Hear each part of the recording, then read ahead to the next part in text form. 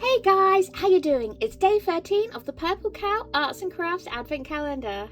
Shall we see if we're lucky today? Oh gosh, it's looking so empty now. But here we are. Oops. At day 13. Okay, let's see if we can guess what the craft is from the contents of the box.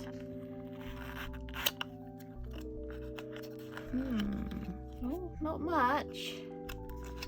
Okay, so we've got green ribbon. Oh, dreaded glitter. And that's it. Okay, I've got no idea, but I'm concerned. So let's open up the book and have a look. So, today we are going to be making a Christmas tree in a jar. Materials that should have been in the box. Glitter and red ribbon. Some extra stuff you will need. A small branch from a pine tree. I'm guessing that's the same pine tree that's supposed to give me the pine cone from day 11, day 10? Oh, I can't remember. But I don't have a pine tree near me, so I will not be doing that. We'll work around that. I have thought of a workaround, so that's fine. And it will work for anybody who's got this calendar, so don't worry. Next up, our buddy scissors. You'll need a jar. Now luckily my mum likes to make jam with the fruit we grow in our garden, so I have a jam jar and it has a lid, and that's important. You'll need a lid. Our other buddy, hot glue, flour. Now conveniently I cook, so I have flour. This is self-raising flour. We'll think of some workarounds for flour if you don't have flour later. Small bowl, my flour's in the small bowl, and 3 to 4 stones from the garden. Now even though I don't have a pine tree, I do actually have a garden and the soil is very pebbly, so these were easy to find. We'll think of workarounds for you if you don't have a garden. Don't worry. Anyway, shall we get making? Okay, so we start with the jar, and we're going to need the jar lid. Now this is where you would get your pine branch, and what you would do is shape it into a Christmas tree shape that will fit into the jar. I don't have a pine branch, but remember on day 5 we made this table decoration. I figure it's Christmas tree shaped. It could be a good stand-in. It is, however, a little bit big for my lid. You see it just sort of sticks over a little bit, and it's a little bit tall for my jar. So what I'm going to do is I'm going to cut a layer off the bottom.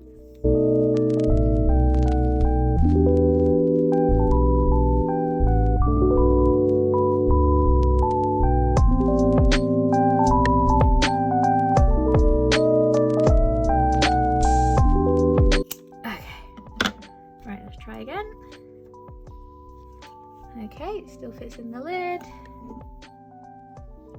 Fits in the jar better this time, see? There's a bit of space, I like that. So next up, we're going to hot glue the Christmas tree into the lid of the jar. And as I say every time, please be careful with hot glue. It's called hot glue for a reason. It's dangerous. It will burn you. Other glues you could use. Super glue. I think that would be the only glue this time. White glue might work, but it's going to take a while to dry. Ain't nobody got that amount of time.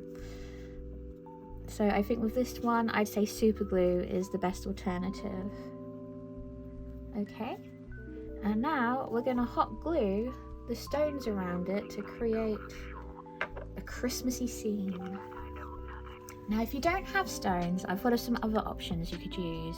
You could just make stones out of paper, screw up some paper, they kind of look like stones. You could even colour it grey if you like.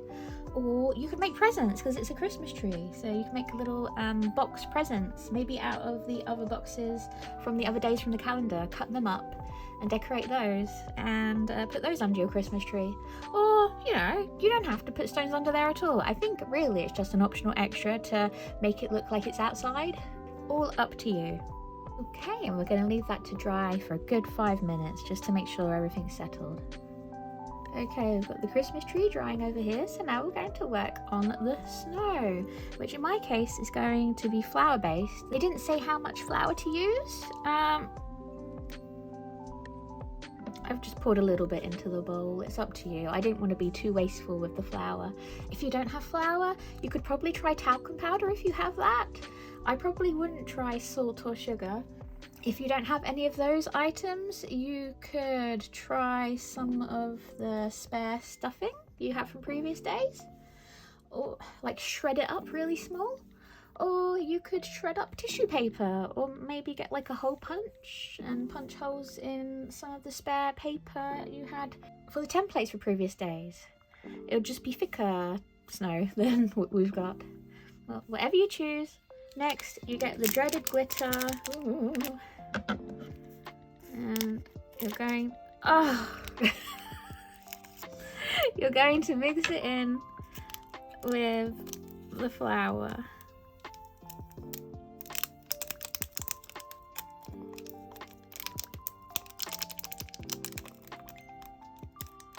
Okay, I managed to find a plastic spoon in the cupboard. You could probably just use a normal spoon. You just have to wash it really hard to get all the glitter off it, because I have no idea if this glitter is food safe. So you just sort of, I guess you just sort of want to evenly mix it in. And when you're happy with it, you're going to pour it into your jar and hopefully not spill it everywhere. Okay. We'll call that good. Let's even it out a little bit. Now you hope and pray that everything is solid on here. Because you're going to turn it upside down and twist it onto your jar. Make sure the lid is good and attached and twisted on.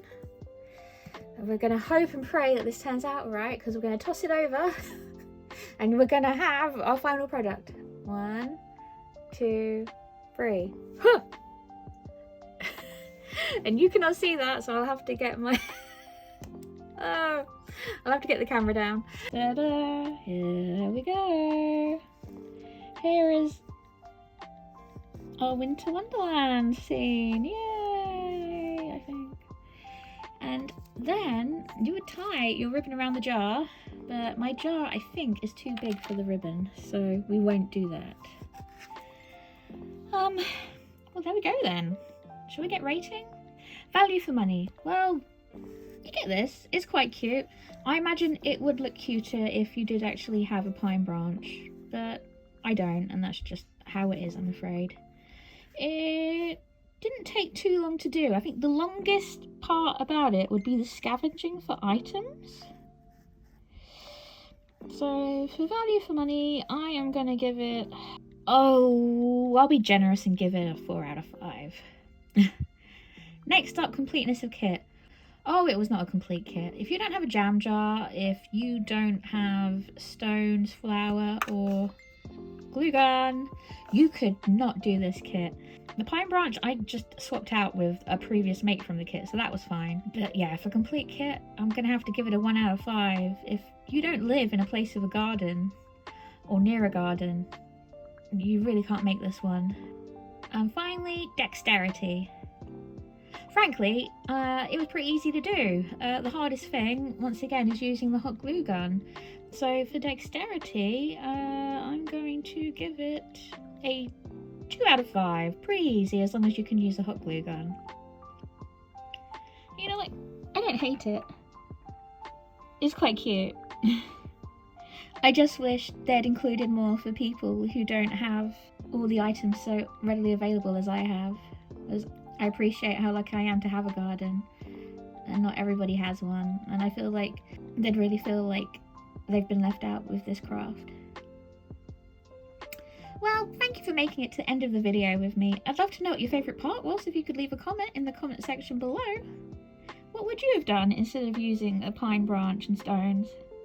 What would you have used for snow?